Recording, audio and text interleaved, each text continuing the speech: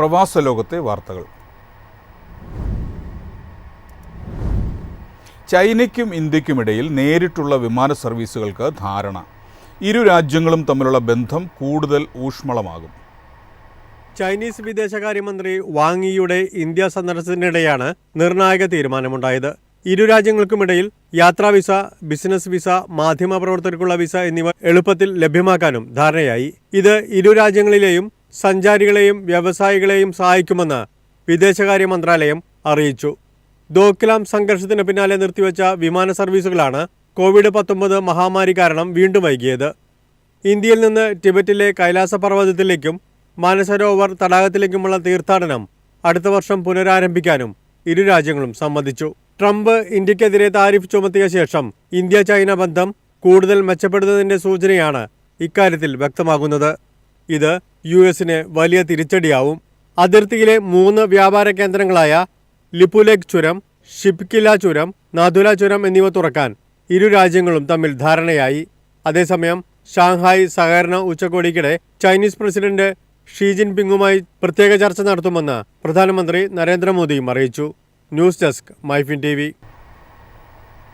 ഇന്ത്യക്കുമേൽ America അധിക തീരുവ ചുമത്തിയത് റഷ്യയെ സമ്മർദ്ദത്തിലാക്കാനാണെന്ന് വൈറ്റ് ഹൗസ്. റഷ്യ യുക്രൈൻ സംഘർഷം അവസാനിപ്പിക്കുന്നതിനുള്ള ട്രംപിന്റെ തന്ത്രമാണിതെന്നും White House. White House press secretary Karoline ലെവിറ്റാണ് ഇക്കാര്യം അറിയിച്ചത്. ഇന്ത്യയുടെ മേൽ 50% തീരുവയാണ് അമേരിക്ക ഏർപ്പെടുത്തിയത്. യുദ്ധം അവസാനിപ്പിക്കാൻ ട്രംപ് വലിയ തോതിൽ സമ്മർദ്ദം ചെലുത്തിയിട്ടുണ്ട്. ഇന്ത്യക്കും മറ്റു രാജ്യങ്ങൾക്കുമെതിരെ തീരുവ ഏർപ്പെടുത്തുന്നത് ഈ യുദ്ധം അവസാനിക്കണമെന്ന് അദ്ദേഹത്തിന് വളരെ വ്യക്തമായ നിലപാടുള്ളതിലാണെന്ന് ലെവിറ്റ് പറഞ്ഞു. നേരത്തെ ട്രംപ് വൈറ്റ് ഹൗസിൽ വെച്ച് യുക്രൈൻ പ്രസിഡന്റ് വ്ളാഡിമിർ സെലൻസ്കിയുമായി കൂടിക്കാഴ്ച നടത്തിയിരുന്നു.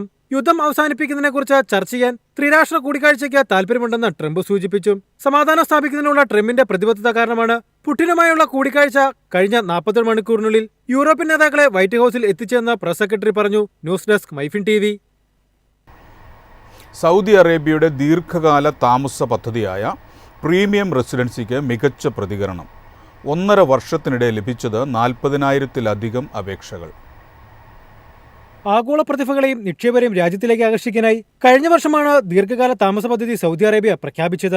വിദഗ്ധ ഡോക്ടർമാരെയും പ്രാക്ടീഷണർമാരെയും മറ്റു വിഭാഗങ്ങളിലെ വിദഗ്ധർ, സംരംഭകർ, റിയൽ എസ്റ്റേറ്റ് ഉടമകൾ തുടങ്ങിയവരെ രാജ്യത്തേക്ക് ആകർഷിക്കുകയാണ് ലക്ഷ്യം. സ്പെഷ്യൽ ടാലന്റ് റെസിഡൻസി വിഭാഗത്തിൽ വരുന്നവർക്ക് വിസാരഹിത താമസത്തിന് അർഹതയുണ്ട്. സൗദിയിൽ വസ്തു വാങ്ങാനും വ്യവസായം നടത്താനും ബന്ധുക്കൾക്ക് സന്ദർശന വിസ സ്പോൺസർ ചെയ്യാനും സാധിക്കും. കഴിഞ്ഞ വർഷത്തെ കണക്കനുസരിച്ച് 8,074 പേർക്ക് പ്രീമിയം റെസിഡൻസി പെർമിറ്റ് നൽകിയിരുന്നു. News desk MyFin TV. കുവൈറ്റിൽ 3 ദിവസം ഓൺലൈൻ പൊതുസേവനങ്ങൾ തടസ്സപ്പെടും. എക്സിറ്റ് പെർമിറ്റിനെ ബാധിക്കില്ലെന്ന് അധികൃതർ അറിയിച്ചിട്ടുണ്ട്. പാസി വെബ്സൈറ്റിലെയും സഹേൽ ആപ്ലിക്കേഷനിലെയും സേവനങ്ങൾ വെള്ളിയാഴ്ച വരെ തടസ്സപ്പെടുമെന്നാണ് അറിയിപ്പ്. വെബ്സൈറ്റ് മെയിന്റനൻസും ആപ്പ് അപ്ഡേഷനുകളും നടക്കുന്നതിനെ തുടർന്നാണിത്. സിവിൽ ഐഡിയുമായി ബന്ധപ്പെട്ട സേവനങ്ങളാണ് പാസി നൽകുന്നത്. എക്സിറ്റ് പെർമിറ്റ് സേവനം നൽകുന്നത് സഹേൽ ആപ്പ് മുഖേനയാണ്. എന്നാൽ സേവനം തടസ്സപ്പെടില്ലെന്നാണ് അധികൃതർ അറിയിച്ചത്. News desk MyFin TV.